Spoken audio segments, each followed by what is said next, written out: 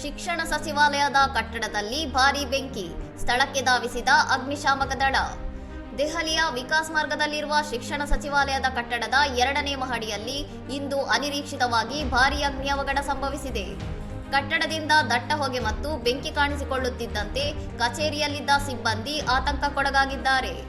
ಮಾಹಿತಿ ತಿಳಿಯುತ್ತಿದ್ದಂತೆ ಅಗ್ನಿಶಾಮಕ ದಳದ ಕನಿಷ್ಠ 8 ವಾಹನಗಳು ತಕ್ಷಣವೇ ಸ್ಥಳಕ್ಕೆ ಧಾವಿಸಿ ಕಾರ್ಯಾಚರಣೆಯನ್ನು ಆರಂಭಿಸಿವೆ. ಅಗ್ನಿಶಾಮಕ ಸಿಬ್ಬಂದಿ ಬೆಂಕಿಯನ್ನು ನಿಯಂತ್ರಣಕ್ಕೆ ತರಲು ಹರಸಾಹಸ ಪಡುತ್ತಿದ್ದು, ಕಟ್ಟಡದೊಳಗಿನ ಬೆಂಕಿ ಹರಡದಂತೆ ತಡೆಯಲು ಯತ್ನಿಸುತ್ತಿದ್ದಾರೆ. ಸದ್ಯಕ್ಕೆ ಯಾವುದೇ ಪ್ರಾಣಹಾನಿ ಅಥವಾ ಗಾಯಗಳ ಬಗ್ಗೆ ವರದಿಯಾಗಿಲ್ಲವಾದರೂ ಬೆಂಕಿ ಕಾಣಿಸಿಕೊಳ್ಳಲು ನಿಖರವಾದ ಕಾರಣವೇನು ಎಂಬುದು ಇನ್ನೂ ತಿಳಿದುಬಂದಿಲ್ಲ. ಹಿರಿಯ ಅಧಿಕಾರಿಗಳು ಪರಿಸ್ಥಿತಿಯನ್ನು ಸೂಕ್ಷ್ಮವಾಗಿ ಗಮನಿಸುತ್ತಿದ್ದು, ಅಗ್ನಿಶಾಮಕ ಕಾರ್ಯಾಚರಣೆ ಪೂರ್ಣಗೊಂಡ ನಂತರ ಬೆಂಕಿಯಿಂದಾಗಿರುವ ಹಾನಿ ಮತ್ತು ಕಾರಣಗಳ ಬಗ್ಗೆ ಹೆಚ್ಚಿನ ವಿವರ ಲಭ್ಯವಾಗಲಿದೆ. ಇನ್ನಷ್ಟು ಸುದ್ದಿಗಳಿಗಾಗಿ ನೋಡ್ತಾ ಇರಿ ಸೌರಂ ಟಿವಿ.